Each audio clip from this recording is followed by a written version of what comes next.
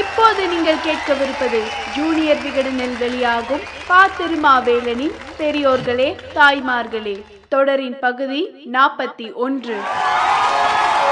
பெரியோர்களே தாய்மார்களே. அந்த பெண் குழந்தை பிறக்கும் போதே ஆரோக்கியம் இல்லாமல் பிறந்தது. ஆனாலும் அந்த குழந்தைக்கு அதன் அம்மா தாய்ப்பால் ஊட்டவில்லை. எப்போதும் கடுமையான வயிற்றுப்போக்கு இருந்தது அந்த குழந்தைக்கு. அதனால் மெலிந்து நோஞ்சானாகவே இருந்தார். இத்தோடு கடுமையான சளியும் சேர்ந்து கொண்டது. பள்ளியில் படிக்கும் போது கிட்டப்பார்வை ஏற்பட்டு கண்ணாடி அணியும் அவசியம் அந்த பெண்ணுக்கு வந்தது. இந்த துன்பத்துடன் தான் மெட்ரிகுலேஷன் படித்தார். அடுத்து இன்டர்மீடியேட் போனார். உடல் ஒத்துழைக்கவில்லை. இரத்த சோகையால் பாதிக்கப்பட்டார். மருத்துவம் படிக்க போனார். அப்போது ஆஸ்மா ஏற்பட்டது. பல இரவுகளில் மூச்சு முட்டி அவரால் தூங்க முடியாது. மோசமான இழுப்பு ஏற்பட்டு செத்து பிழைத்தார். ஆஸ்மாவில் இருந்து மீளவே முடியவில்லை. அந்த பெண்ணுக்கு திருமணம் ஆகியது. மூத்த மகன் பிறந்தான். அந்த பையனுக்கு கக்குவான் இருமல் பாதிப்பு அதிகம் இருந்தது. அவனை பெற்றெடுப்பதே இந்த பெண்ணுக்கு சிரமமாக இருந்தது. குழந்தைக்கும் தாயிடம் இருந்து பால் குடிக்கும் சக்தி இல்லை. வலிப்பு நோயும் இருந்தது. இரண்டாவது குழந்தை ஆரோக்கியமாக பிறந்தது.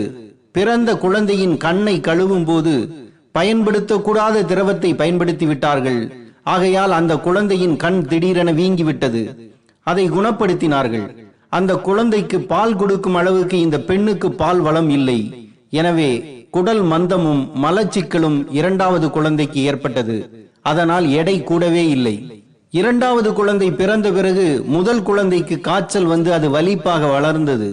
நினைவாற்றலும் போனது. தீவிர சிகிச்சைக்கு பின் அந்த குழந்தைக்கு நினைவு திரும்பியது.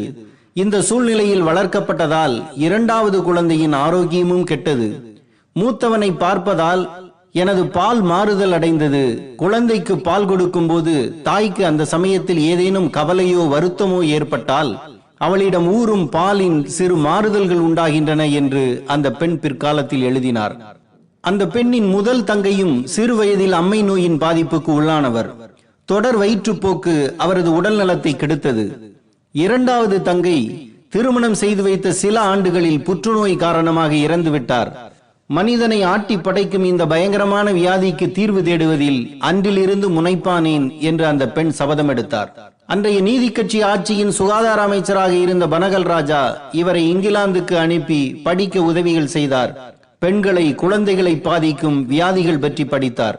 குழந்தை பருவம் முதல் எனது வாழ்க்கையில் நான் ஆரோக்கியமாக இருந்ததே இல்லை என்று தனக்குத்தானே சொல்லிக் கொண்ட அந்த பெண் தான் மருத்துவம் படித்த முதல் இந்திய பெண். சென்னை மாகாண சட்டசபையில் தலைமை வகித்த முதல் பெண். புற்றுநோயால் பாதிக்கப்பட்டவர்களின் புனித நம்பிக்கையாக இருக்கும் அடையாறு புற்றுநோய் நிறுவனத்தை உருவாக்கியவர். அபலை பெண்களின் வாழ்க்கைக்கு அடையாளமாக ஒரு இல்லம் வேண்டும் என்று அவ்வை இல்லம் தொடங்கியவர். அவர்தான் ஒரு தெய்வம் நேரில் வந்தது என்று சொல்லத்தக்க டாக்டர் முத்துலட்சுமி ரெட்டி அம்மையார். மனித குலத்துக்கு சேவை செய்ய கட்சி நடத்த வேண்டுமா? டாக்டர் முத்துலட்சுமி ரெட்டி எந்த கட்சியும் நடத்தவில்லை. ஊருக்கு உழைக்க உடல் ஆரோக்கியமாக இருக்க வேண்டுமா? டாக்டர் முத்துலட்சுமி ரெட்டி பல்வேறு நோய்களின் தாக்குதலுக்கு ஆளானவர். 4 பேருக்கு நல்லது செய்ய பணபலம் படைத்தவராக இருக்க வேண்டுமா? தனக்கும் தனது கணவருக்கும் கிடைத்த சொற்ப ஊதியத்தை வைத்தே சிறு சிறு காரியங்களை தொடர்ந்தார். சமூகத்துக்காக உழைக்க நினைப்பவர்கள் சொந்த பந்தங்களை உதறிவிட்டு குடும்பத்தை விட்டு வெளியேறிவிட வேண்டுமா? தன்னுடைய பெற்றோர், கணவன், 2 குழந்தைகள், 2 தங்கைகள், ஒரு தம்பி, உறவு தங்கையின் குடும்பம் என மொத்த பேருக்கும் மையமாக இருந்து கொண்டே சமூக சேவையிலும் இறங்கினார். தான் வேலை பார்த்து கொண்டே தங்கை நல்லமுத்துவை படிக்க வைத்தார். அவர்தான் பிற்காலத்தில் ராணிமேரி கல்லூரியின் முதல் இந்திய பெண் முதல்வரானார். அரசியலுக்கு வந்தால் தனது தொழிலை மறந்துவிட வேண்டுமா?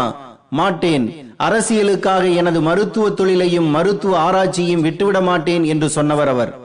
முத்துலட்சுமி பிறந்து வளர்ந்த காலம் என்பது வீட்டுக்குள் மட்டும்தான் பெண்ணை பார்க்க முடியும் என்ற காலம். வீட்டு படியை தாண்டினால் திரும்பிய பக்கமெல்லாம் ஆண்கள் மட்டுமே இருப்பார்கள். சென்னை மருத்துவக் கல்லூரி ஆண்களால் நிரம்பி இருந்தது. இருந்த பெண்களும் ஐரோப்பியர்களாக இருப்பார்கள்.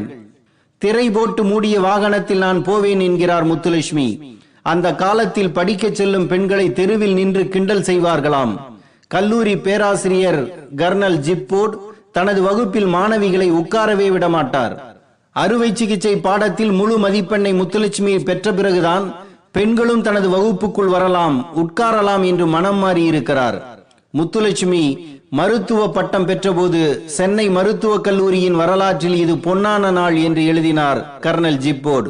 எழும்பூர் மருத்துவமனையில் அதுவரை பெண் மருத்துவரே இல்லை. முதல் பெண் மருத்துவராக முத்துலட்சுமி உள்ளே நுழைகிறார்.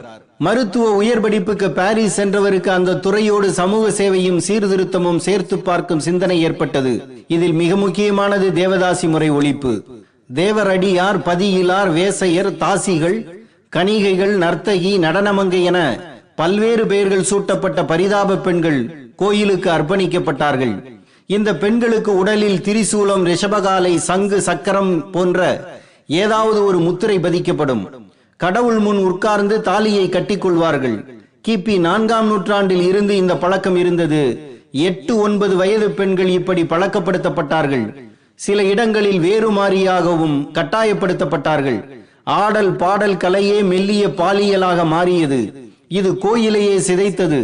இந்த பெண்களை ஒரு கோயிலில் இருந்து இன்னொரு கோயிலுக்கு மாற்றுவது, நகைகளை திருடுவது, சிலர் இந்த பெண்களை தனியாக பிரித்து சென்று குடியேற்றுவது, பெண்கள் இதில் இருந்து ஓடுவது, ஓடிய பெண்ணை இழுத்து வந்து தண்டிப்பது, இந்த பெண்கள் வீட்டிலேயே பணியாளர்கள் கிடப்பது, அதனால் பணியாளர்களின் மனைவிகள் பிரச்சனையை கிளப்புவது என்று பெண்குலமும் கோயிலும் ஒரே நேரத்தில் சிதைந்ததை பார்த்துத்தான் தேவதாசி ஒழிப்பு சட்டத்தை கொண்டு வர முத்துலட்சுமி முயன்றார். 1927ஆம் ஆண்டு நவம்பர் 5ஆம் நாள் தீர்மானம் கொண்டு வந்தார். கோயில்களில் இப்படியெல்லாம் நடக்கிறது என்பதை 1886ஆம் ஆண்டு முதலில் வெளியில் கொண்டு வந்தவர் ஜோசான் பட்லர். மதத்தில் தலையிட மாட்டோம் என்று விக்டோரியா வாக்குறுதி கொடுத்திருந்ததால் பிரிட்டிஷ் அரசு இதனை கண்டுகொள்ளவில்லை. மைனர் பெண்களை ஈடுபடுத்தக்கூடாது என்றும் வயது வந்த பெண்களை கட்டாயப்படுத்தக்கூடாது என்றும் பிரிட்டிஷ் அரசு சொன்னதே தவிர தேவதாசி முறையை ஒழிக்க முன்வரவில்லை.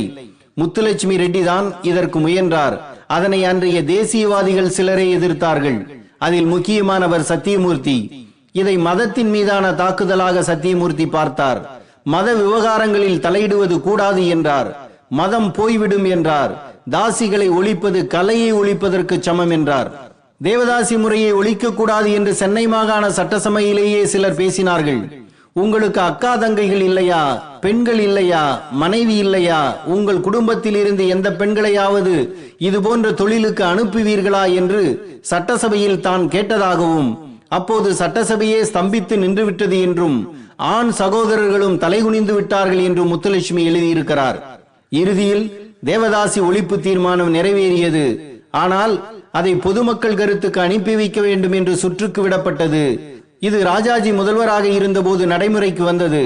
ஆனால் அதனை சட்டசபையில் ராஜாஜி வைக்கவில்லை. நம் நாட்டின் சுதந்திரத்திற்காக நிறைய தியாகங்களை ராஜகோபாலாச்சாரியார் செய்திருந்தாலும் சமூக சீர்திருத்தத்தை பொறுத்தவரை, முக்கியமாக பெண் விடுதலையை பொறுத்தவரை அவர் ஒரு பழமைவாதி, மாற்றத்தை விரும்பாதவர் என்று எழுதியிருக்கிறார் முத்துலட்சுமி. ஓமந்தூர் ராமசாமி அமைச்சரவையில் தான் 1947ஆம் ஆண்டு இந்த சட்டம் அமலானது. பெண்கள் தங்களுக்கான கொடுமையை முறியடிக்க பெண்கள் தான் முயற்சிக்க வேண்டும். என்னை போன்ற ஆண்கள் அதை ஒழிக்க முயல்வது கூட வீண்தான் என்றார் காந்தி. ஆண்களால் பெண்களுக்கு விடுதலை கிடைக்காது, பூனைகளால் எலிகளுக்கு விடுதலை கிடைக்குமா என்று கேட்டார் பெரியார். பெண்ணுக்கான விடுதலை என்பது பெண்களின் கையிலேயே இருக்கிறது. அதில் தான் பெண்ணின் பெருமையும் இருக்கிறது. ஆண் அமைச்சர்களுக்கு இணையாக பெண் அமைச்சர் கமிஷன் வாங்குகிறார். பட்டு சேலைகளை பணம் கொடுக்காமலேயே அள்ளி கொள்கிறார்கள். லத்திகள் உடைய பெண் போலீசார் அடித்து நொறுக்குகிறார்கள். கருணாநிதிக்கும் ஜெயலலிதாவுக்கும் வேறுபாடு இல்லை என்று